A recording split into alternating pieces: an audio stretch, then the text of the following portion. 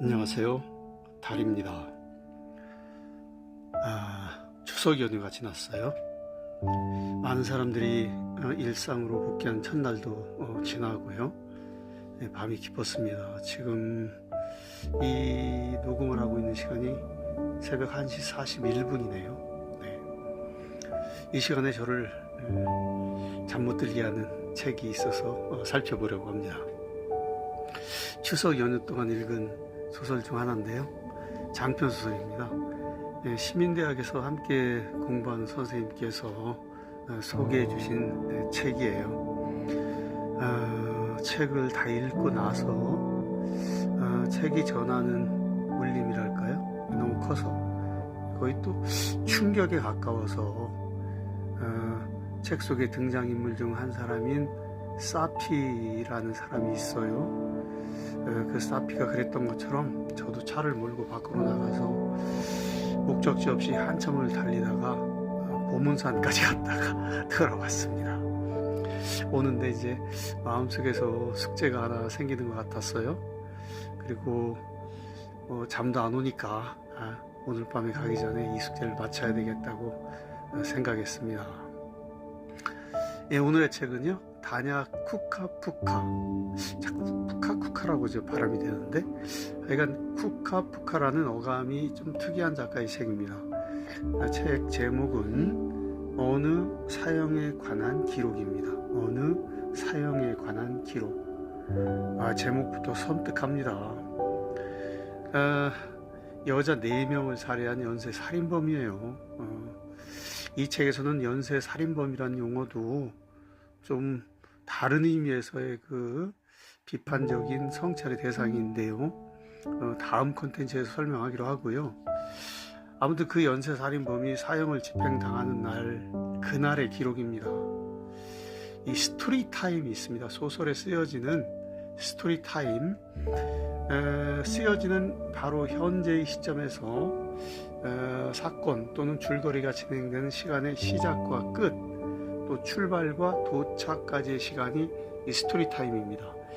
이 소설에서 스토리 타임은 딱 하루 24시간입니다. 사형 집행당하는 그 하루 24시간. 그리고요, 소설 전체를 이루는 또 다른 시간 개념이 있는데요. 바로 이제 플로 타임입니다. 플로 타임. 내러티브 타임이라고도 하는데요. 이 플로 타임은 살인범인 안셀 페커가 태어나서 죽기까지의 시간 46년입니다. 이 46년간의 갖가지 사건과 어떤 이 내용들이 쭉 소개가 되죠. 복잡합니다. 네, 그런데요, 좀 더 정확히 따지려면 안셀 파커가 태어나기 1년 전, 그러니까 그들의 아버지인 조니, 아주 폭력적인 남성입니다. 그리고 어머니인 라벤더가 처음 만난 16살이었던 그때까지 소급하면 플로타임은 1년이 더 늘어나죠. 47년이 되겠죠. 하지만 이 계산도 플로타임을 다 포함시키지 못합니다. 여기에는요, 플로타임에는 존재하지 않았던 시간까지를 계산에 넣어야 하기 때문입니다. 소설 속 표현으로는 다른 세상에서 존재하지 않았지만 만약 존재했다면 이렇게 설명된 시간이 있습니다. 또 작가의 또 다른 표현으로는 다른 우주라고 불리기도 하는데요. 이 피해자들이 이 살인자에 의해 생명을 빼앗기지 않았다는 가정하에 전개되는 이 만약으로 가정된 이 사람들의 생명이 지속되는 시간까지를 포함해야 됩니다. 이런 그 소설이 몇 개 있어요. 얼마 전에 제 유튜브에서 함께 읽었던 윤성이의 자장가에도 그 엄마가 다른 삶을 살았을 그 시간을 얘기를 하고요.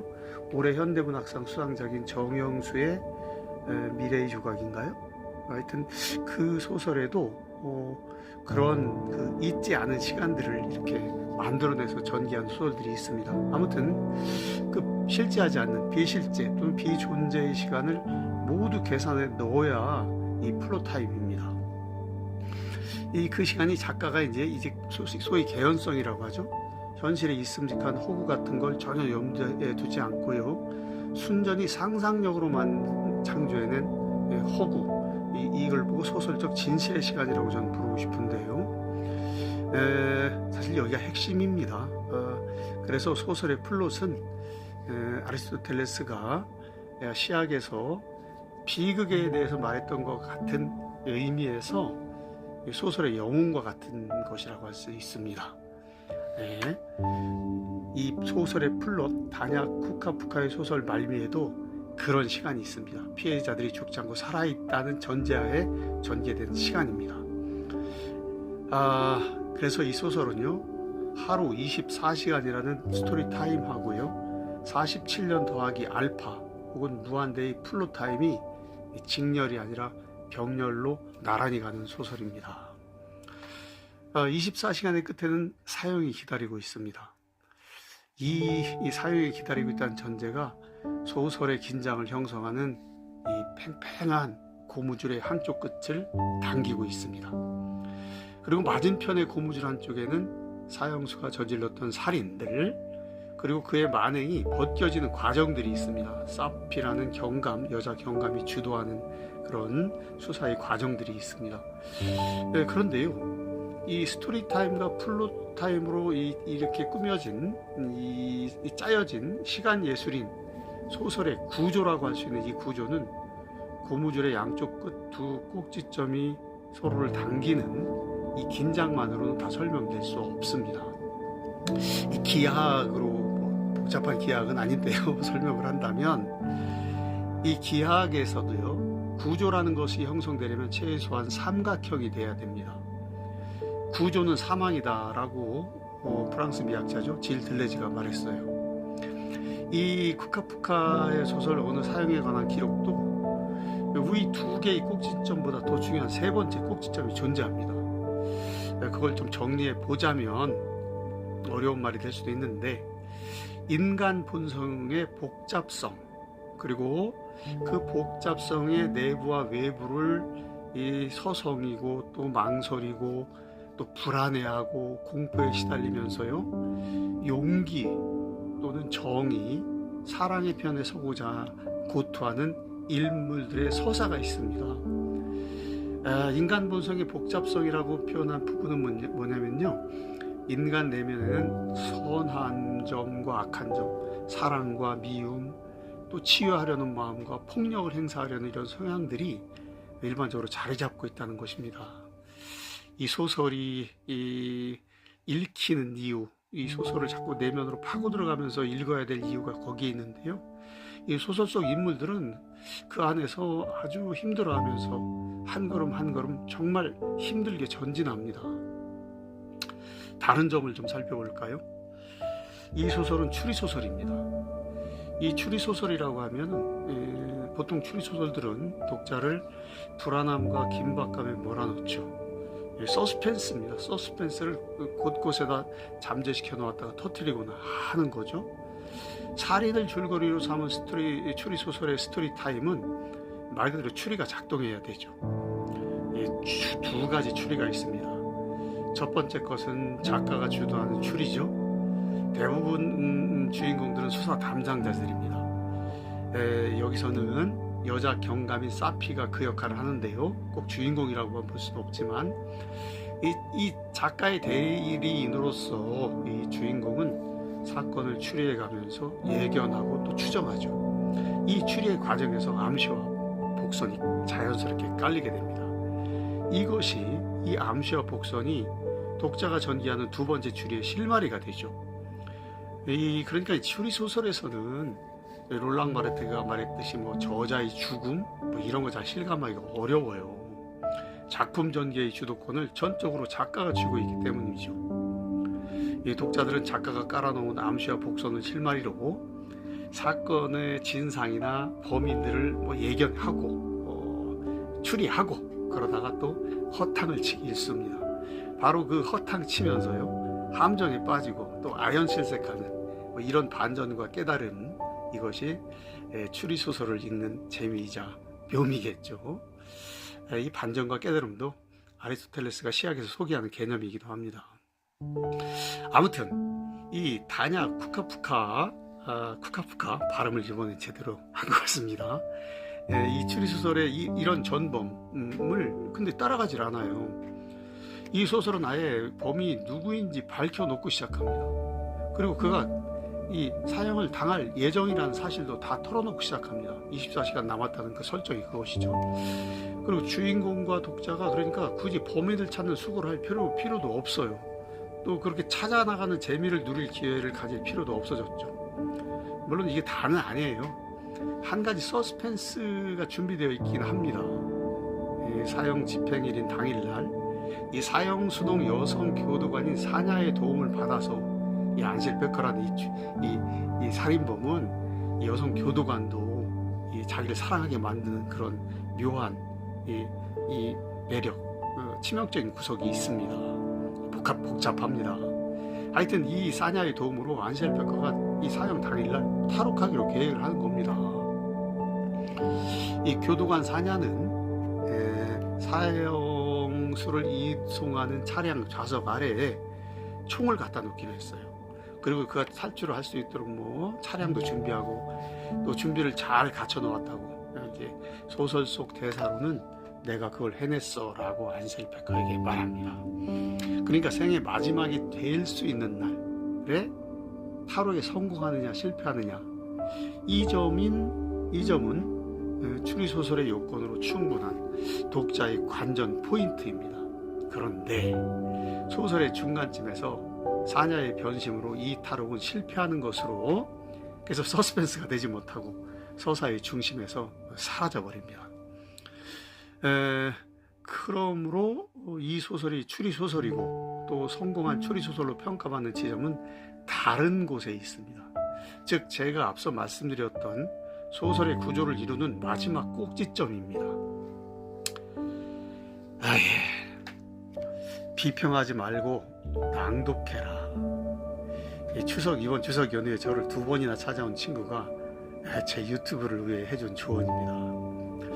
그런데도 지금 저는 이렇게 장황하게 원작의 한 귀퉁이를 낭독해서 뭐 전하는 일은 안중에 두지도 않고 소위 비평 비슷한 걸 하고 있죠. 하지만 제가 지금 말씀드린 이 소설의 3번째 꼭지점 위에선 그대로 읽자면 인간 본성의 복잡성과 그 복잡성의 안과 밖을 서성이고 망설이고 불안과 공포에 시달리고요.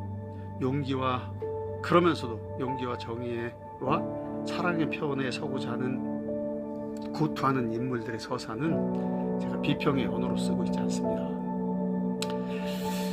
괴테가 그랬죠. 모든 이론은 회색이다. 오직 영원한 것은 저 푸른 생명의 나무다. 그렇습니다. 어떤 비평도 원작이라는 생명의 나무가 들이우는 이 그림자를 벗어날 수는 없습니다.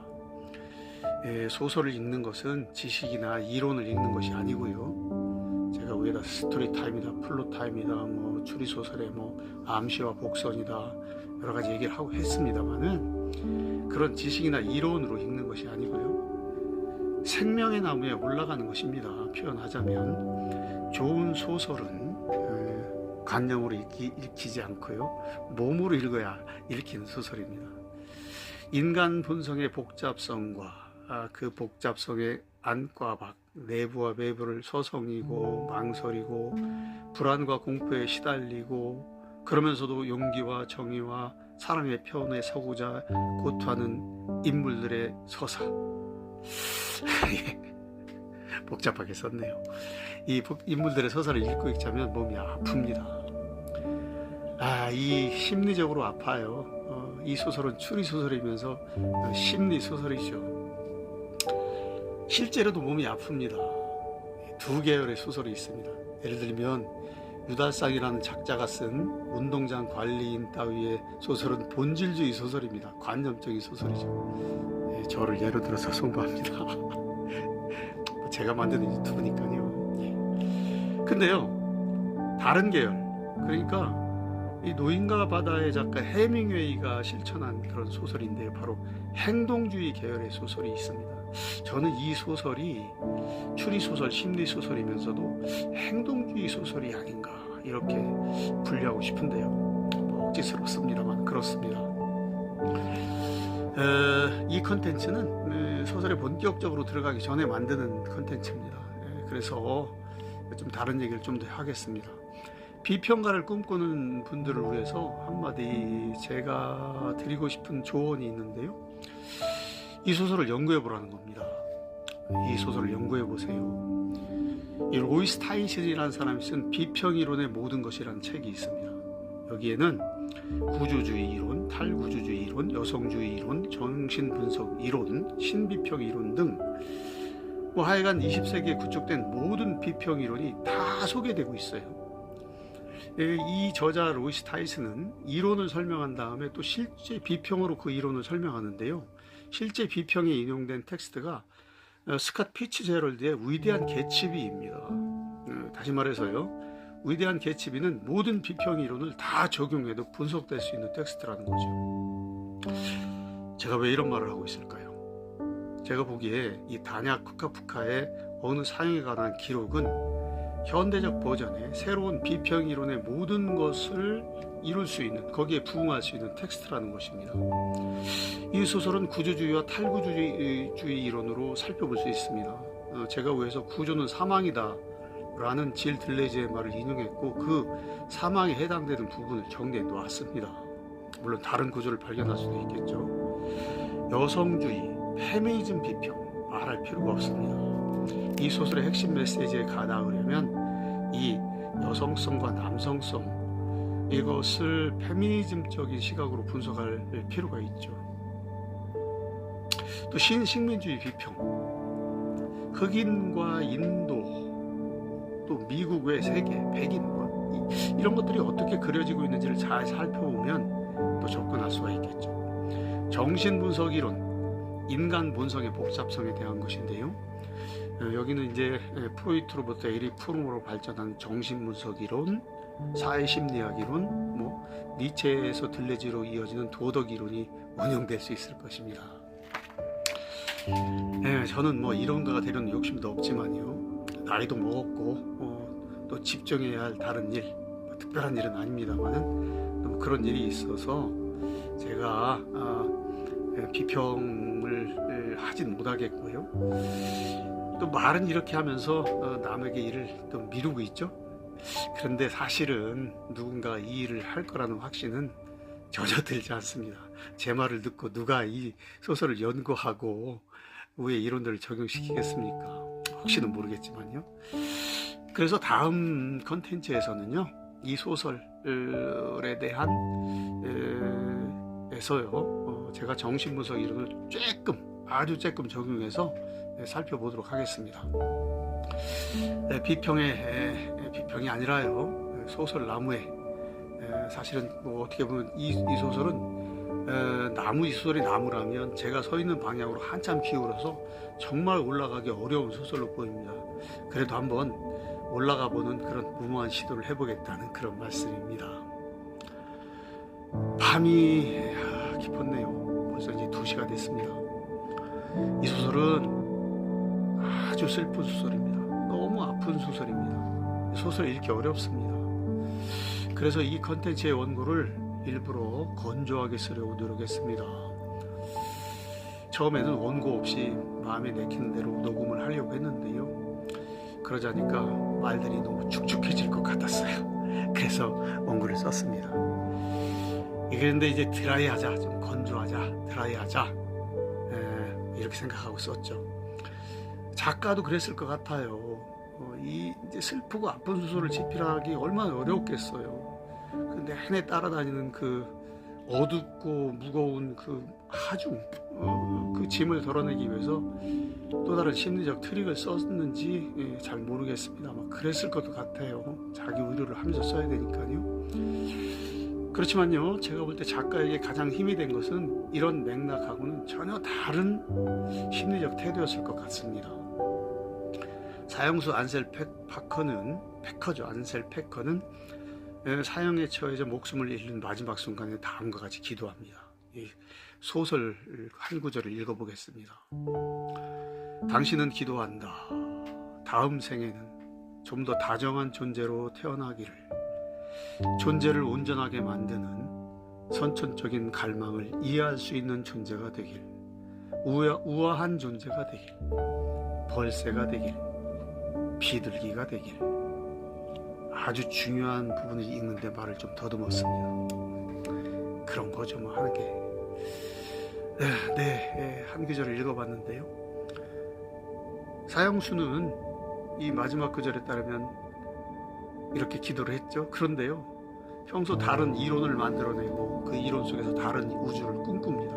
선과 악에 대한 이론들을 막 펼치는데요. 다음 컨텐츠에서 소개하겠습니다. 근데 그 평소 꿈꿨던 사형수의 다른 우주는 위에서 지금 방금 읽은 그런 세상이 아닙니다. 이건 그냥 작가가 기록한 세상입니다. 그리고 살해당한 4명의 여인이 만약에 살해당하지 않고 살아 있었다면 가 있었을, 그러니까 사형수 안셀 페커가 만든 것이 아닌 작가가 순전히 허구의 상상력으로만 창조해낸 또 다른 우주가 있습니다. 그 다른 우주도 아닙니다. 오직 사이코패스인 자신의 만행을 합리화하기 위한 우주였습니다. 그런 인간이 절명의 순간에 저런 기도를 했을까요? 저는 좀 믿기 어렵습니다. 그런데 작가는요, 사형수의 입으로 저런 기도를 하게 하고 있습니다. 작가의 기도입니다. 다정하고 온전하고 또 이해심도 깊고 우아한 새처럼 날 수 있는 그런 존재가 되기를 축원하고 있습니다. 마지막 날에도 탈옥을 기도한, 뭐 그렇게 말하고 싶지는 않습니다만 어쨌든 하여튼 절대 악에 가까운 사형수에게 말입니다. 이런 축원을 하고 있습니다. 도대체 작가란 어떤 존재일까요? 소설은 무엇이고요? 또 왜 쓰여지는 걸까요? 이 새벽에 드는 의문입니다. 이 다냐 쿠카프카의 소설 어느 사형에 관한 기록 1편이었습니다. 다음 컨텐츠에서 또 계속 이어나가도록 하겠습니다.